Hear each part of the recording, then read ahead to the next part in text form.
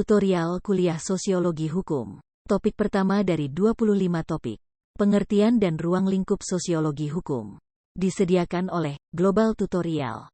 Problematika hukum pada umumnya di negara-negara berkembang termasuk Indonesia biasanya lebih kompleks dibandingkan dengan negara-negara maju.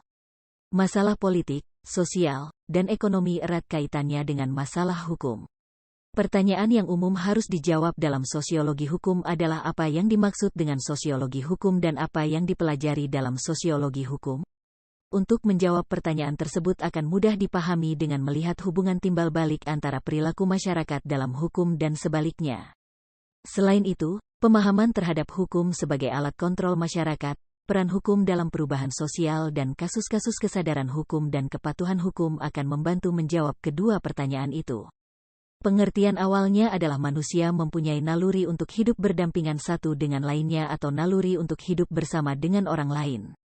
Oleh karena itu, kehidupan bersama tersebut akan menimbulkan keinginan dan hasrat untuk hidup secara teratur, ketika keteraturan hidup tersebut dapat bersifat subjektif. Sering subjektivitas itu menjadi sumber terjadinya konflik. Keadaan tersebut harus dicegah untuk mempertahankan integrasi dan integritas masyarakat. Dari kebutuhan inilah dimunculkan aturan hidup, norma, atau kaidah yang pada hakikat adalah pandangan nilai perilaku manusia yang menjadi pedoman, patokan perilaku yang dianggap pantas. Pemikiran demikian bersumber dari pemikiran normatif atau filosofis yang disebut sosiologi. Seiring berkembangnya ilmu pengetahuan dan pola perilaku masyarakat, dengan adanya proses pengkhususan atau spesialisasi maka tumbuhlah suatu cabang sosiologi yaitu sosiologi hukum yang merupakan cabang dari ilmu-ilmu hukum yang banyak mempelajari proses terjadinya norma atau kaidah hukum dari pola perilaku tertentu. Pandangan sosiologi terhadap hukum secara umum adalah suatu lembaga kemasyarakatan, social institution, dalam konteks berupa himpunan nilai-nilai, kaidah-kaidah, dan pola perilaku yang berkisar tentang kebutuhan manusia. Dengan demikian, sosiologi hukum adalah cabang dari ilmu pengetahuan sosial yang mempelajari hukum dari konteks sosialnya. Sosiologi hukum merupakan cabang dari sosiologi yang relatif masih muda, namun tetap menjadi penting karena berkaitan dengan aspek kehidupan sosial masyarakat. Sampai dengan saat ini, sosiologi hukum belum mempunyai batas-batas yang jelas. Meskipun selalu mendapat perhatian secara khusus, masih belum mencapai kesepakatan mengenai pokok-pokok persoalannya atau masalah yang akan dipecahkannya di kalangan para ahli hukum maupun sosiologi. Pada awalnya sangat sulit untuk dipahami bahwa antara sosiologi dan hukum dapat dipersatukan sementara ahli hukum memperhatikan masalah quid juris, sedangkan ahli sosiologi mempunyai tugas untuk menguraikan quid facti berdasarkan fakta-fakta sosial dalam masyarakat. Sosiologi hukum adalah ilmu yang mempelajari perilaku hukum dari warga masyarakat. Menurut Surjono Sukanto, sosiologi hukum adalah suatu cabang ilmu pengetahuan yang secara analitis dan empiris menganalisis atau mempelajari hubungan timbal balik antara hukum dan gejala-gejala sosial lainnya. Sedangkan menurut Sacipto Raharjo, sosiologi hukum, sociology of law, adalah pengetahuan hukum terhadap pola perilaku masyarakat dalam konteks sosialnya. Menurut R.O.C. Salman, sosiologi hukum adalah ilmu yang mempelajari hubungan timbal balik antara hukum dan gejala-gejala sosial lainnya secara empiris dan analitis. H.L.A. Hart tidak mengemukakan definisi tentang sosiologi hukum, namun definisi yang dikemukakannya mempunyai aspek sosiologi hukum. Hart mengungkapkan bahwa suatu konsep tentang hukum mengandung unsur-unsur kekuasaan yang terpusatkan dalam kewajiban tertentu di dalam gejala hukum yang tampak dari kehidupan bermasyarakat. Menurut Hart, inti dari suatu sistem hukum terletak pada kesatuan antara aturan utama, primary rules, dan aturan tambahan, secondary rules. Aturan utama merupakan ketentuan informal tentang kewajiban-kewajiban warga masyarakat yang bertujuan untuk memenuhi kebutuhan pergaulan hidup. Sedangkan aturan tambahan terdiri atas a. Rules of recognition, yaitu aturan yang menjelaskan aturan utama yang diperlukan berdasarkan hierarki urutannya. B. Rules of change, yaitu aturan yang mensahkan adanya aturan utama yang baru. C. Rules of adjudicatio, yaitu aturan yang memberikan hak-hak kepada orang perorangan untuk menentukan sanksi hukum dari suatu peristiwa tertentu apabila suatu aturan utama dilanggar oleh warga masyarakatnya. Dengan demikian, sosiologi hukum adalah ilmu yang mempelajari segala aktivitas, interaksi, dan perilaku manusia secara timbal balik dengan hukum. Sosiologi hukum adalah ilmu yang secara teoritis, analitis, dan empiris menyoroti hubungan timbal balik antara hukum dengan gejala sosial lainnya. Sedangkan di dalam kajian filsafat hukum, salah satu pokok bahasan adalah aliran filsafat hukum. Aliran yang menjadi sebab munculnya sosiologi hukum adalah aliran positivisme. Aliran positivisme yang dimaksud di sini adalah hukum itu bersifat hierarkis, artinya hukum itu tidak boleh bertentangan dengan ketentuan yang lebih atas derajatnya. Stratifikasi derajat hukum yang paling bawah adalah putusan badan pengadilan, di atasnya adalah undang-undang dan kebiasaan, di atasnya lagi adalah konstitusi, dan yang paling atas adalah, menurut Hans Kelsen, Grundnorm, hal-hal yang menyangkut metayuridis. Dengan demikian, hanya sosiologi hukum yang dapat mengungkapkan jawaban atas pertanyaan apa itu Grundnorm, yaitu basis atau dasar sosial dari hukum yang merupakan salah satu objek pembahasan dalam sosiologi hukum. Adapun aliran-aliran filsafat hukum yang mendorong tumbuh dan berkembangnya sosiologi hukum sebagai berikut: mazhab sejarah, yang dipelopori oleh Carl von Savigny. Savigny mengungkapkan bahwa hukum itu tidak dibuat, akan tetapi tumbuh dan berkembang bersama-sama dengan masyarakat, Volksgeist. Aliran utility, yang diungkapkan oleh Jeremy Bentham. Bentham mengungkapkan bahwa hukum itu harus bermanfaat bagi masyarakat guna mencapai hidup bahagia. Aliran sosiologikal jurisprudence, dari Eugene Ehrlich, dengan konsepnya hukum yang dibuat harus sesuai dengan hukum yang hidup di dalam masyarakat, living law. Aliran pragmatic legal realism dari Roscoe Pound dengan konsepnya law as a tool of social engineering.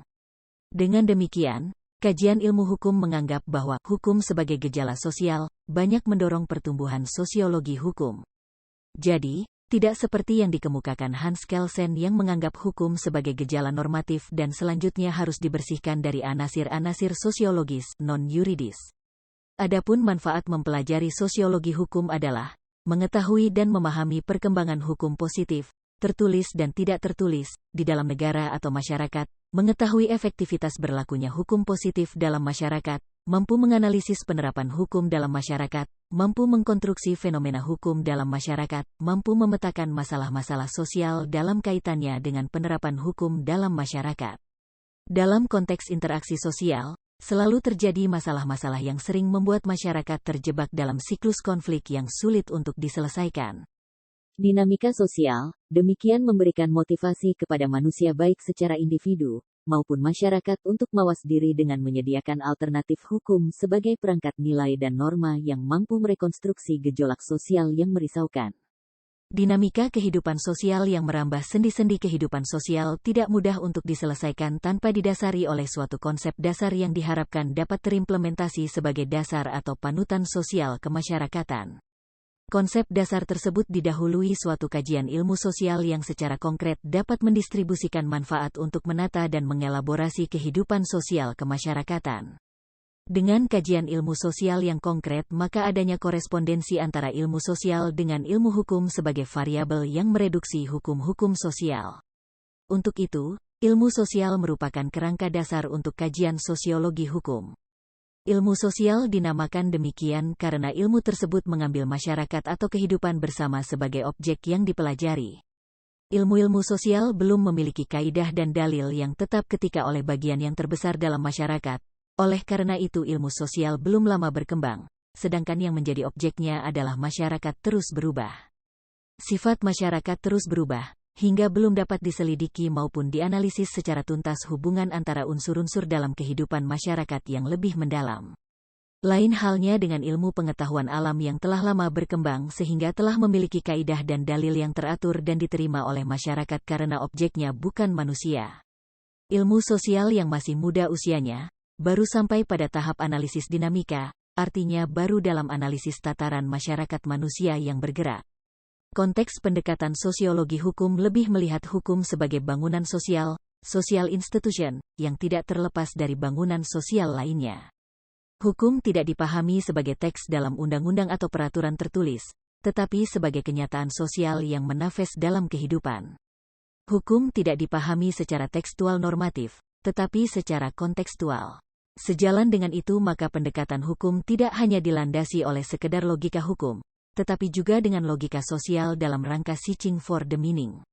Karakteristik kajian sosiologi hukum. Berdasarkan pengertian dan ruang lingkup sosiologi hukum, dapat diketahui dan dipahami bahwa karakteristik kajian sosiologi hukum adalah fenomena hukum di masyarakat dalam mewujudkan 1.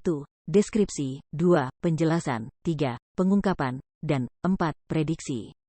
Sosiologi hukum berusaha untuk memberikan deskripsi terhadap praktik-praktik hukum.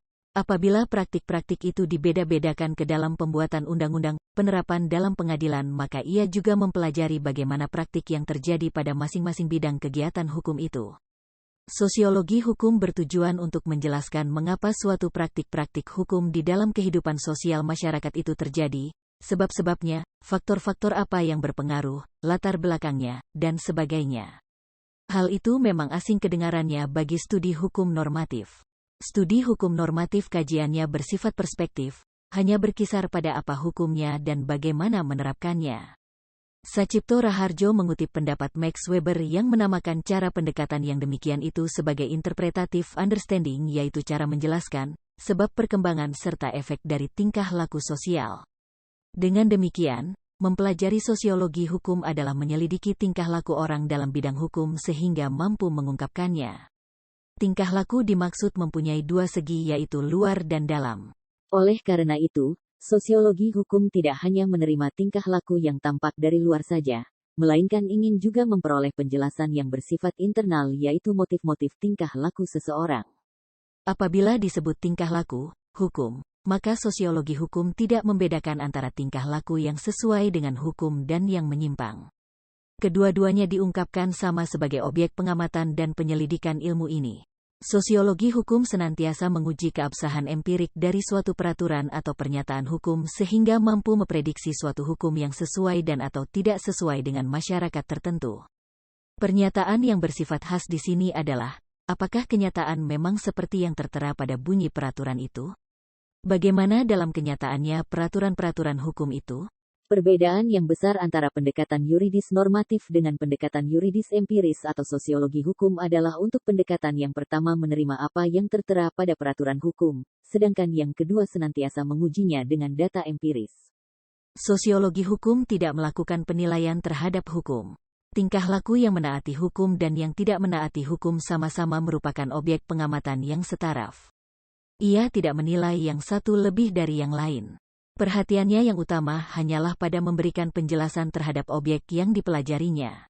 Pendekatan yang demikian ini sering menimbulkan salah paham seolah-olah sosiologi hukum ingin membenarkan praktik yang menyimpang atau melanggar hukum. Sekali lagi dikemukakan di sini bahwa sosiologi hukum tidak memberikan penilaian, melainkan mendekati hukum dari segi objektivitas semata dan bertujuan untuk memberikan penjelasan terhadap fenomena hukum yang nyata. Keempat karakteristik objek studi sosiologi hukum yang telah diungkapkan di atas merupakan pengetahuan kunci kepada orang yang berminat untuk melakukan penyelidikan dalam studi yang dimaksud. Cara-cara menyelidiki hukum dalam bentuk yang demikian itu, orang langsung berada di tengah-tengah studi sosiologi hukum. Apapun objek yang dipelajarinya, apabila ia menggunakan pendekatan seperti disebutkan pada butir-butir di muka, maka ia sedang melakukan kegiatan di bidang sosiologi hukum. Tantangan sosiologi hukum. Dalam pandangan para sosiolog barat, basis intelektual sosiologi hukum diletakkan pada hukum alam. Hal itu terjadi karena teori tersebut dapat diibaratkan menjadi jangkar dari hukum modern yang semakin menjadi bangunan yang artifisial dan teknologis. Teori hukum alam selalu menuntun kembali sekalian wacana dan institusi hukum kepada basisnya yang asli, yaitu dunia, manusia, dan masyarakat. Dia lebih memilih melakukan pencarian keadilan secara otentik daripada terlibat ke dalam wacana hukum positif yang berkonsentrasi kepada bentuk, prosedur serta proses formal dari hukum. Kebenaran hukum tidak dapat dimonopoli atas nama otoritas para pembuatnya seperti pada aliran positivisme, melainkan kepada asalnya yang otentik. Kapanpun hukum tetap dilihat sebagai asosiasi manusia yang asli, bukan yang lain. Asosiasi yang otentik itu tidak dapat mati, melainkan akan selalu mengikuti perkembangan dan perubahan hukum sehingga hukum akan tetap memiliki dimensi-dimensi manusia dan masyarakat.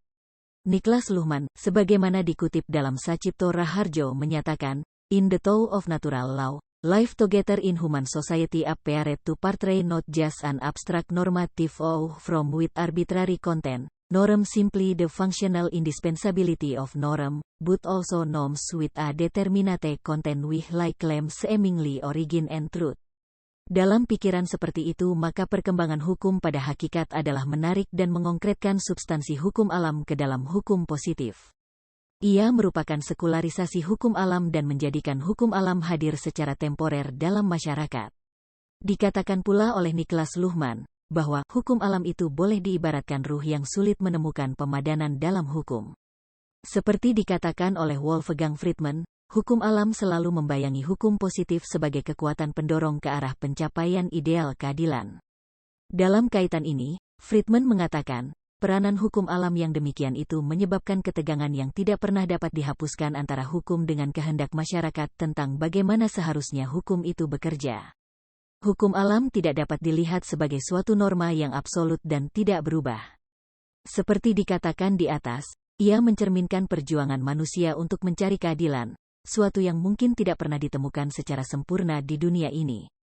Norma hukum alam, kalau boleh disebut demikian, berubah dari waktu ke waktu sesuai dengan cita-cita keadilan yang wujudnya berubah-ubah dari masa ke masa.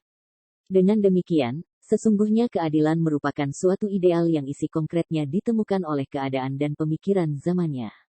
Sosiologi hukum yang berbasis hukum alam menekankan peranannya sebagai pengamat dan penjelas terhadap fenomena dan realitas sosial, walaupun dalam perkembangannya ada keinginan agar disiplin ini juga digunakan sebagai basis penyelesaian perkara. Berbeda dengan peranan yang demikian, penganut sosiologi hukum yang berbasis moral menempatkan hukum tidak sekedar alat untuk mendapatkan keadilan, tetapi juga sebagai alat pendidikan. Sekalian dengan fungsi edukatifnya itu maka dalam proses hukum selalu melibatkan masyarakat secara transparan, termasuk dalam penerapan hukumnya maupun pemberian sanksi hukum. Melalui proses sosial itu diharapkan tumbuh kesadaran hukum bahwa setiap kejahatan akan berakibat fatal bagi pelakunya. Dengan kesadaran yang diperoleh melalui penjelasan dan pengalaman atau penglihatan langsung, maka masyarakat tidak akan mencoba-coba berbuat kejahatan. Sosiologi hukum sebagai ilmu terapan menjadikan sosiologi sebagai subjek seperti fungsi sosiologi dalam penerapan hukum, pembangunan hukum, pembaharuan hukum, perubahan masyarakat dan perubahan hukum, dampak dan efektivitas hukum, kultur hukum. Sosiologi hukum merupakan suatu ilmu pengetahuan yang secara teoritis, analitis dan empiris menyoroti pengaruh gejala sosial lain terhadap hukum dan sebaliknya. Surjono Sukanto dan Sacipto Raharjo membuat rumusan yang sama tentang sosiologi hukum, yakni sosiologi hukum mempelajari hubungan timbal balik antar hukum dan masyarakat. Sedangkan Prof. M. Abduh kurang menyetujui pemakaian istilah hubungan karena hukum, bukan manusia yang mempunyai hubungan cinta. Akan lebih tepat jika dikatakan sosiologi hukum adalah bias refleksi hukum dalam masyarakat dan sebaliknya bias refleksi masyarakat ke dalam hukum. Sosiologi hukum memiliki kegunaan antara lain, memberikan kemampuan bagi pemahaman terhadap hukum dalam konteks sosial, penguasaan konsep-konsep sosial hukum dapat memberikan kemampuan untuk mengadakan analisa terhadap efektivitas hukum dalam masyarakat baik sebagai sarana pengendalian sosial, sarana untuk mengubah masyarakat, sarana mengatur interaksi sosial agar mencapai keadaan-keadaan sosial tertentu. Sosiologi hukum memberikan kemungkinan serta kemampuan untuk mengadakan evaluasi-evaluasi terhadap efektivitas hukum dalam masyarakat. Demikianlah materi topik pertama dari 25 topik tutorial sosialisasi hukum. Channel Global Tutorial dipastikan sangat bermanfaat bagi siapa saja yang ingin menambah wawasan, termasuk mahasiswa perguruan tinggi negeri dan swasta manapun di Indonesia. Video tutorial juga dituturkan dan disubtitelkan agar dapat ditonton, dibaca sambil didengarkan. Jangan khawatir jika belum langsung paham. Untuk pemahaman yang lebih baik, putar dan dengarkan video ini berulang-ulang. Subscribe dan like, agar Anda mendapatkan update tutorial lainnya. Bagikan juga link video ini, agar teman lain juga mendapatkan manfaat channel ini.